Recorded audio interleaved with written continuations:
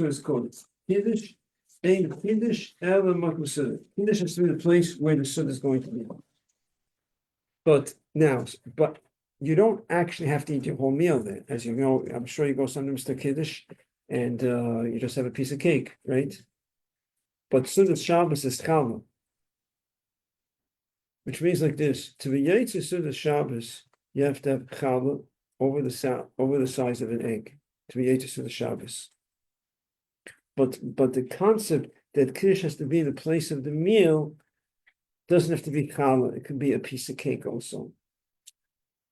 So if you're in shul and there's a Kiddush, you eat something, you don't want to wash, have a piece of cake, cookie, something. Not a lot. The size of kazais. You can have a cup of grape juice also, and you eat a Kiddush. But in terms of fulfilling the obligation of having Sudas Shabbos, so the Shabbos has to be challah over the size of an egg. It's about 1.5 ounces. There are those that say that could be even mezainis kiddush. Also, it's the Shabbos. It's not clear. Something that's it's not a clear area where when it comes to mezainis, there's speculation and there's proofs from the Alter Rebbe in a certain place. It could be the Alter Rebbe holds that you can be yaitzes to the Shabbos even with mezainis, even though it's not a mitzi. But it's not clear. But it's not something that's concrete. Yeah. Does saying Amen make you Yotze? Like, if I said Amen in shul to somebody's Kiddush, could I go home and say Kiddush? It's not about Amen. It's about that you have intention to be Yitzhak. That's what it's about. And then you can't. So let's say you don't Kiddush. Let me just clarify. You get what I'm saying? Yeah. The Yitzhak Kiddush, if you have intention to be Yitzhak Kiddush. Now, when you have intention to be Yitzhak, you should answer Amen. Proper things to answer Amen. The main thing is to hear the bracha. If you didn't answer Amen, you're still Yitzhak b'diavad. Particularly, you should answer Amen. But the main thing is that you're listening with intention to fulfill the obligation of hearing Kiddush. Yeah. Because you don't have to eat like in that example, you don't have to like drink something or have a zonos. You could just having intention that you're gonna say and hear it and say Amen and you're gonna say.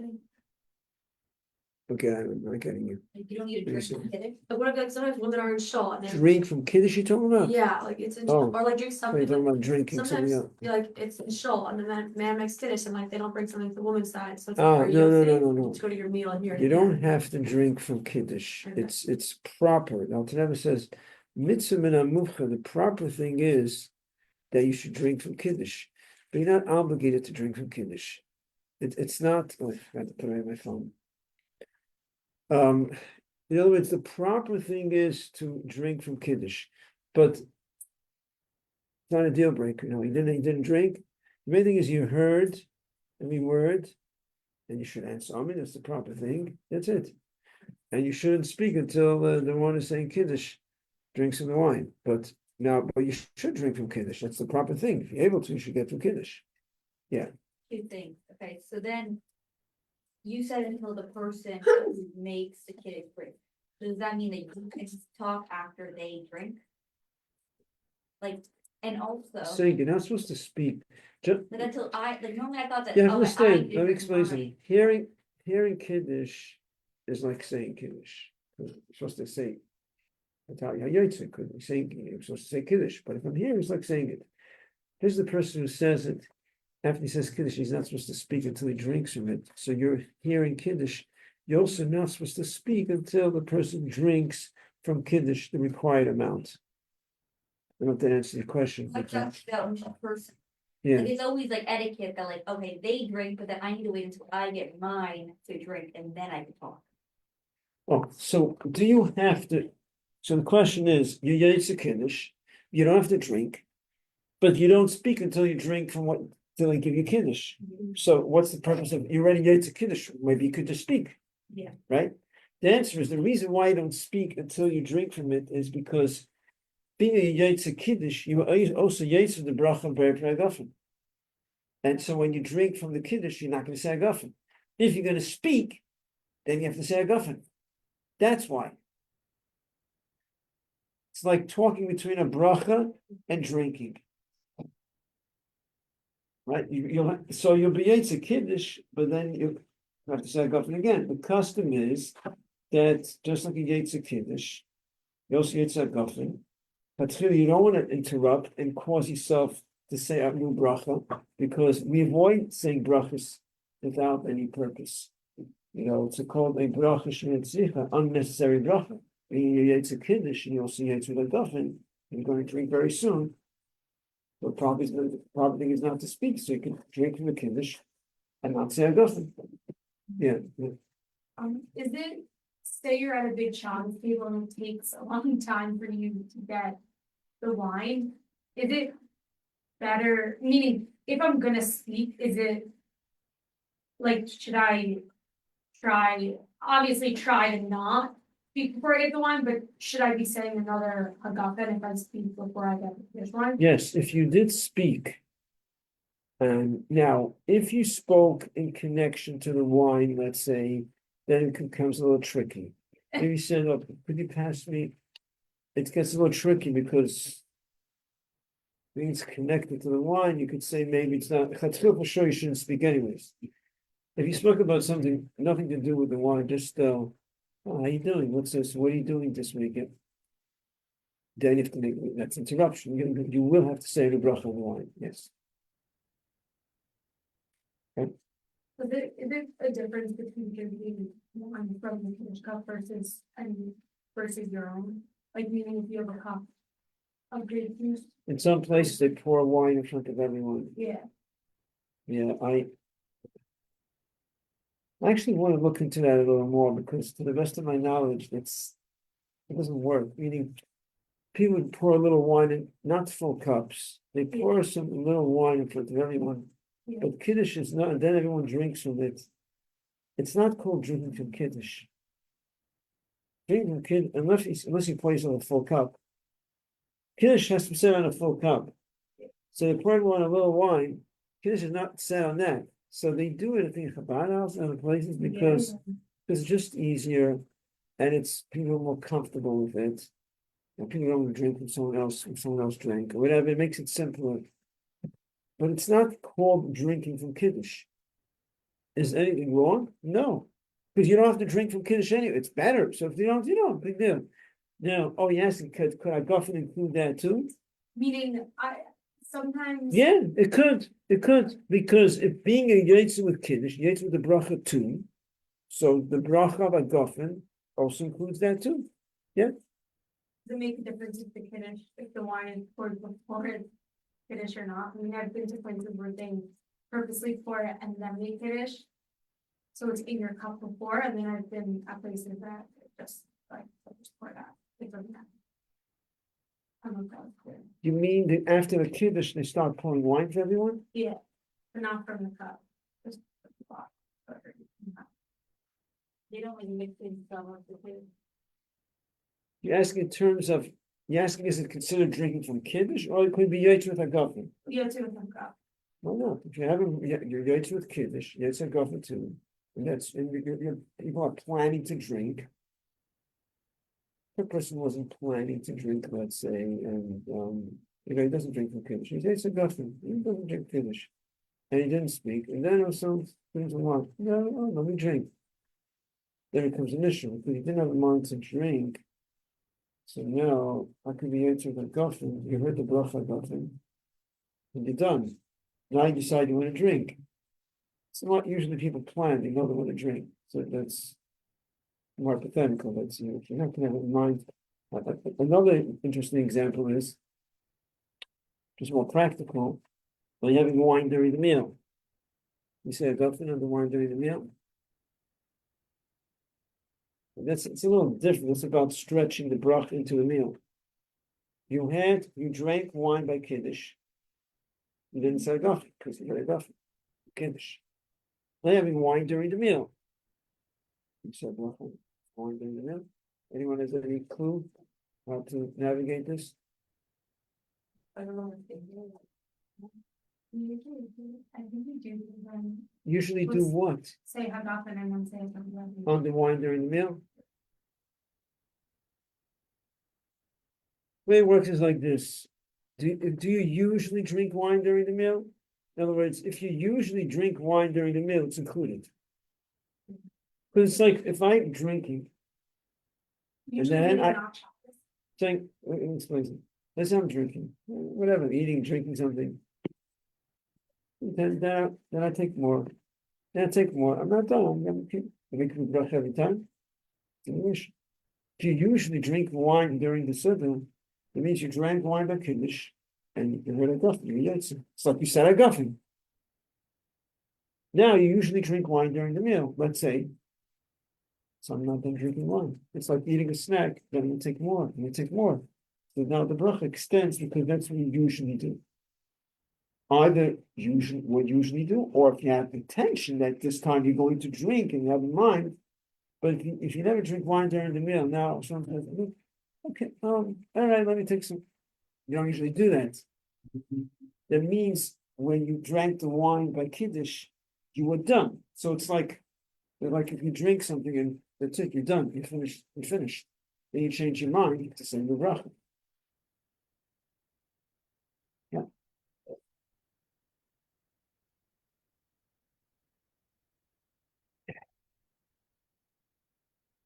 Get it? Yeah, but Okay. not like, because I never drink during the meal. Right. But, So if I in other were, I words, would need to make. but what I'm trying to explain, it's the same thing like in general, when it comes to brachos on food. But I don't. But you get the way it works, it falls in the same category as the deal with brachos during the week. You eating and you didn't finish eating and drinking, so the bracha continues. But when you decide, I don't want to eat anymore, and the bracha is over. Generally speaking, but I assume it's different. I don't, maybe we'll do one, eventually we'll do brachos and maybe next year. You don't have classes in brachos and food. No, we'll get there, we'll get there. Can we do Level it one, again? Oh my goodness. We'll do it, not this, the next thing. Basically, the second level is supposed to be really a 2 years, the one I'm teaching is supposed to be a 2 year cycle. There was 1 year, was it last year? That's 2 years ago, when I was only teaching once a week. Because I had Rabbi Kasima coming in to teach. And then there was 1 year I was only doing once a week. So then then I was just once a week, so I was just doing Shabbos. But now, supposed to be back to the new 2 year cycle. So I think some of the halachos in the 39 halachos and I went faster than usual. But we'll figure out the Mitzvah Shem, we plan to have a 2 year cycle. We'll have to figure this out. So that's why I'm saying next year, because usually the students in the second level stay for 2 years. That's how it is. I mean, I stayed for a second year, but I was in level 1 last year. We said, yeah, but usually, apparently, at the second level, the girls usually are here for 2 years. That's what we just told you, 2 year cycles. Okay, anyways, let's get back to Yeah, I have a question. When you're saying that like Yotzi forgotten, you mean that like we don't have to make we don't have to make a bracha when you drink it? right. Like I was gonna ask, like I sometimes, not everyone, like sometimes I see people, like they make a bracha themselves mostly quietly, but they just heard mostly from the person in the house, so like. That's what. Okay, so Hagafen, the customers we get sort of Hagafen. Finish. Hamotzie, they have the rights to the letter that the customers that people say they own Hamotzie. So you hear Hamotzie, but you have in mind to be Yaitse just for Lachemishna. But if you have kavanah to be Yaitse, everything is Yaitse. But generally, the way it works is people don't have kavanah to be Yaitse with Hamotzie or everything. They have kavanah with to hear out Lachemishna, be Yaitse Lachemishna, and then they say their own Hamotzie. So even though they heard the bracha, now your question is if you hear it, so you're Yaitse. Yeah. But if when you're hearing it, you have clear kavanah that you don't want to be Yaitse, then you're not Yaitse. So it's a very good point actually, because if you are neutral and you don't have kavanah to be Yaitse, it becomes questionable. But usually you have a plan. You plan to say on bracha. Because you're planning to say on bracha, that's what you're not Yaitse. But if you wouldn't be planning to say on bracha, it would be questionable because you already heard the bracha. But usually that's what it is. People plan to say on bracha. Why is wine different? Why is wine different? Meaning, Why wine? Yeah, I said why wine yetzer. It never explains in the letter because by wine it isn't such a big interruption between the kiddush and the drinking. So generally people are more focused, and whereas challah takes the big pause. That's how they never explain it. They can't say I understand it fully, but this is the bottom is that's what they never writes. They never said this is how the custom is accepted, and it explains because more of a break, more of interruption. So therefore, people generally don't have kavanah to be yaitzer, if I might say. They have kavanah. So it's interesting that being yaitzer, if I might say, you are hearing I might say, and you have a kavanah to be yaitzer, what? Lecha Mishnah. Yeah, but you kavanah is to be yaitzer lecha Mishnah. But in terms of Amaitzi, you're going to say on bracha. But it's because you plan to say on bracha, that's what we're discussing. So therefore, you're not Yaitse. If you did plan to be Yaitse everything, then you would be Yaitse. But that's not usually the case. So in theory, you could be Yaitse everything. You could, and if the person has your mind and you Yaitse, then you don't say Yaitse. But then you say on Yaitse. We should also by Abdullah. The custom is that it's brought down that you should say your own bracha and psalm. I don't know if that's what you usually do. I think people do that anyway. Say your own bracha and psalm and own bracha and fire. That's how it should be done.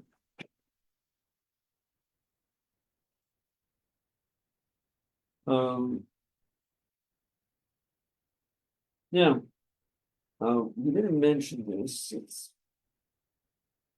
It should be obvious, but it's not always obvious.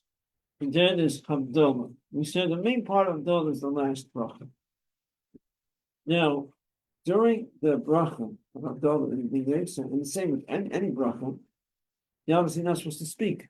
If you speak, it's like you talk, like say you're saying a bracha, and you talk in the middle of your bracha. Like, yeah. Now, what if you didn't say a bracha yet on something or fire, and you came late, and we said that all you have to do is hear the last bracha in the answer. You're hearing the bracha malkin. But you didn't say bracha something. So you see sometimes, they're going to say, or something goes very fast. It's very common. It's very practical. Even by the beginning of Adar, psalmim, and there's a bunch of people. Everyone's waiting for the psalmim and the fire. The one making Adar, it's not going to wait so long. Again. So what happens is he continues going. So what happens is he continues with Adar, yeah. And what happens with everyone? They still didn't say bracha psalmim. So while he's saying the last bracha of Havdalah, people are still thinking of bracha of psalmim while he's saying the bracha of Havdalah. So that's a problem. Because, hey, you're not speaking, you're saying a bracha of psalmim on fire, but you're saying words during the bracha of Havdalah. So if you didn't say bracha of psalmim yet, wait till Havdalah is over, and after Havdalah, then you'll say a bracha of psalmim. Or the fire. Yeah. You're supposed to say it? Yeah. I didn't know that. Say what? I thought you're just supposed to smell it. Like you say amen, and you're supposed to verbally say bracha. You could be yaitse with the one who's doing Havdalah. You could do that, but we said the proper thing is to say your own bracha. Oh, That's the proper thing. really, for all of them? Oh, the fire and the sun, yeah. So, You could be yaitse with the one who's doing Havdalah. You could. and then also, like, are women supposed to do this? No, Okay. no, but you do say a bracha on fire, just you don't do it with your hands. But why does a woman do it? What's the reason? Apparently the reason is because it's connected to the Chet Eitzadas, which was caused by Chava, that brought death to Adam issue. And because of the Chet Eitzadas, something changed in the body. It used to be that the entire body was covered with nail. The nail protects the body. It used to be that the whole body was what you have by the nails, the whole body was covered with that. Because the Kiddush and Hamotzie, it's that Hashem took it away and just left it by the end. It's like a remembrance, So this has connection to the Kiddush and Hamotzie, which was brought by Chava, a woman. So therefore, women don't look at it because I mean, the simple reason why you look at it is because you're supposed to be able to be close enough that you can benefit from it. How do you know you're close enough that you can benefit? So you go like this, and with enough light, they can distinguish between the nail and the finger. That's officially the simple technical reason what it's about. Yeah. This is like the reflection of fire. So like this, if you could, so you could see that, this is the skin, this is the nail. So you may have enough, so it's giving it, so you're getting enough light, even though we have light from here also. But I'm saying originally back then, they didn't have all the lights on, so they were close enough that they're able to benefit. Now it's giving enough light that you can see the difference between the nail and the skin. That's what it's about. Yeah. So it says that they should not drink, but really no one drinks. I mean, there's no minig b'chlal for people to drink from Havdalah, but specifically it says women should not drink from Havdalah. The woman not. But if they're making Havdalah, that's a different story. If they're saying their own Havdalah, of course they drink from it. But if they're not saying Havdalah, it says they shouldn't drink from it. And it says also because the Eitz Hadas, some say was a grapevine. Why with the Havdalah? But there's something there, but also came from Eitz Hadas that they don't. Why Havdalah? Yeah, interesting. But the situation when you said like someone just had the last bracha and then you make the sound on the page, like can they do it? Okay, the person finishes the dollar and then turn, usually they like pour the flame and the wine together.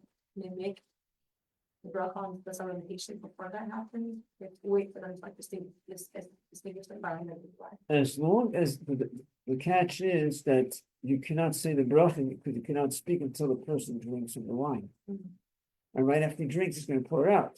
So theoretically, if after he finishes drinking, the person, that all depends on, practically, is he going to wait? Does he know you?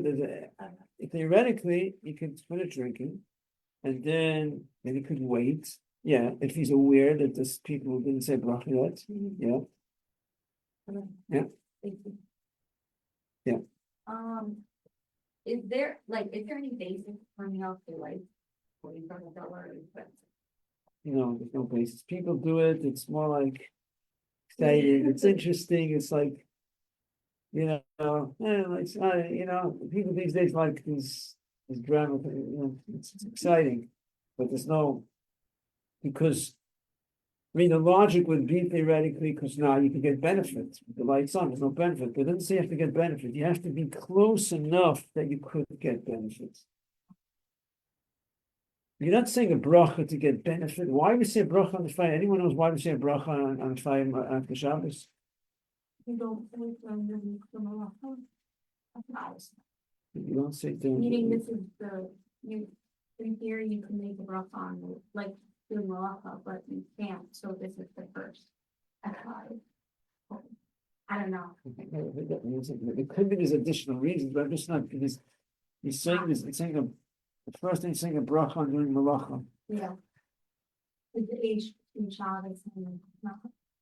Not going to negate that it doesn't exist. It could, it's not being explained properly. Sometimes there's additional reasons to the things that that's Kippur, you have such a thing. I'll find this. Find the source. The reason that is born Shulchan is because that's the time fire was created. Fire was created Motzei Shabbos. Because what happened was, Adar was created on Friday. And from when Adar Rishon was created until Motzei Shabbos was about 36 hours. And he was created like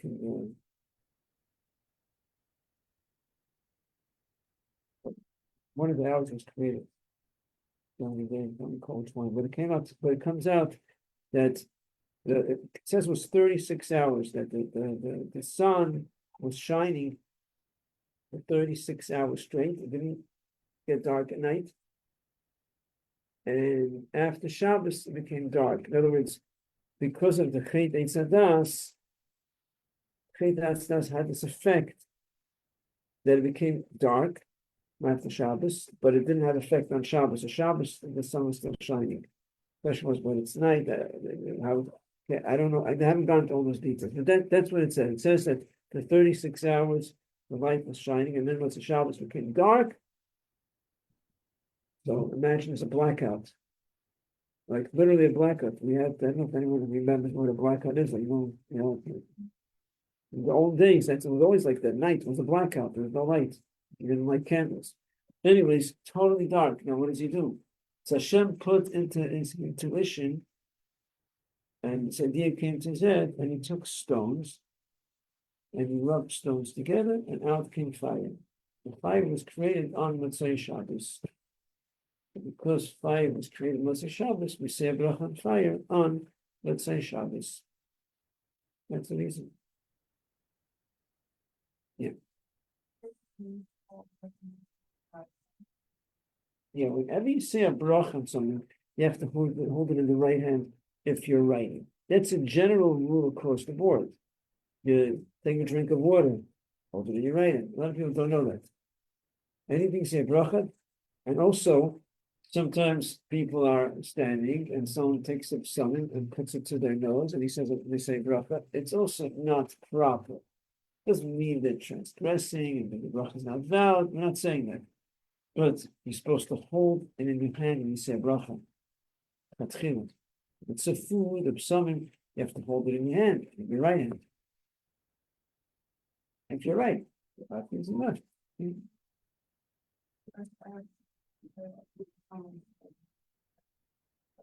It's someone else, and while they're saying the bracha. So it's not a proper thing. The cover is that you hold it when you say bracha.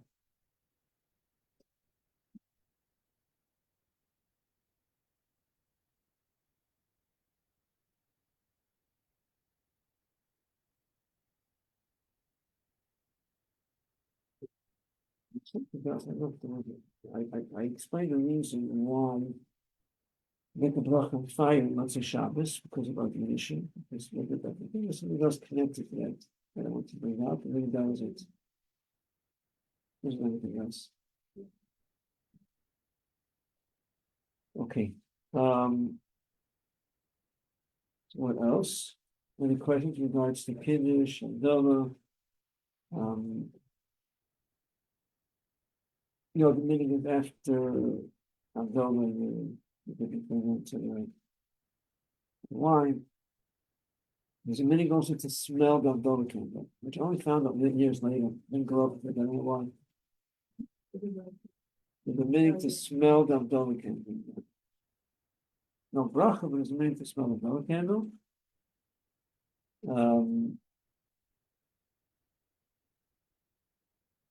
Look down the psalmim, we should also give it, it's put in Svarim, not in halacha, that the psalmim is something significant, even to give it to children, even to infants, if possible.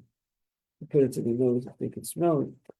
It doesn't always work, but if you're able to, it's something that's considered a positive thing. Usually they put it to they put it to the nose and they take it with their mouth, so it's like they don't get, no, everything is with their mouth. But if you can get them to smell them something, that's considered a good thing. Yeah. Okay. I mean, I would be sadistic with the wine afterwards. Yeah. So crazy. Yeah.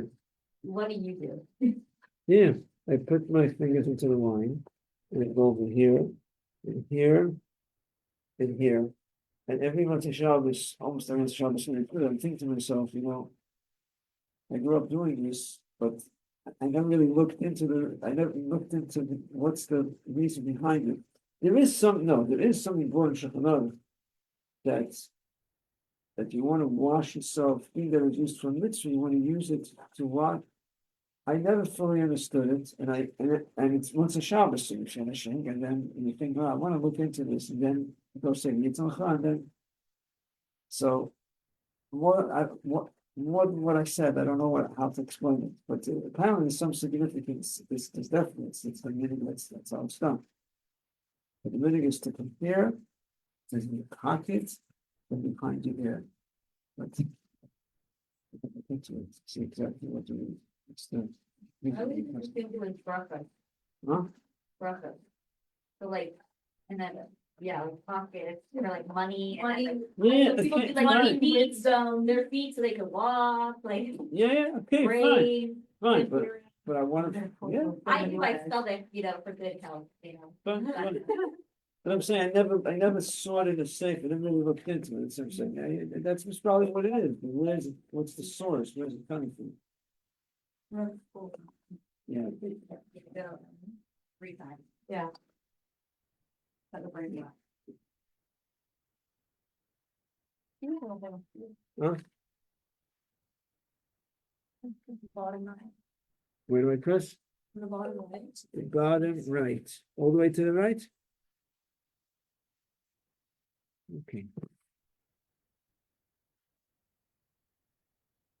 Any other questions about Kiddush, Adar, washing, problem?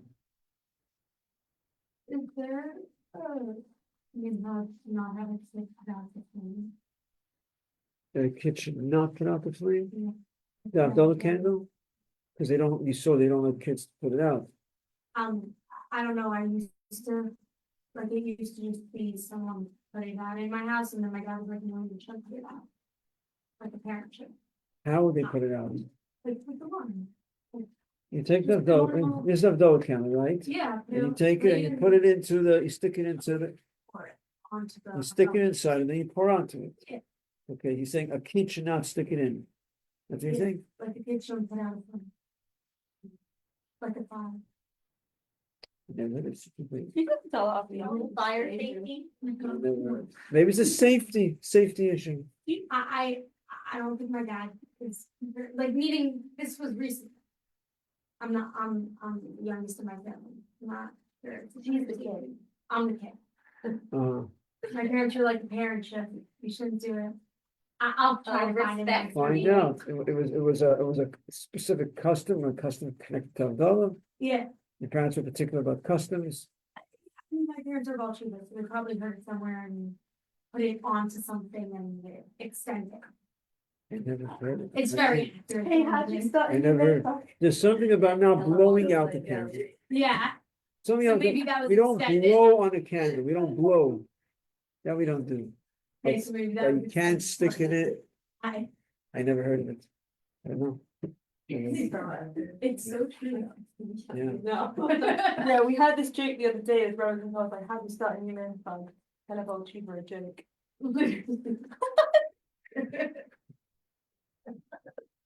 What happened?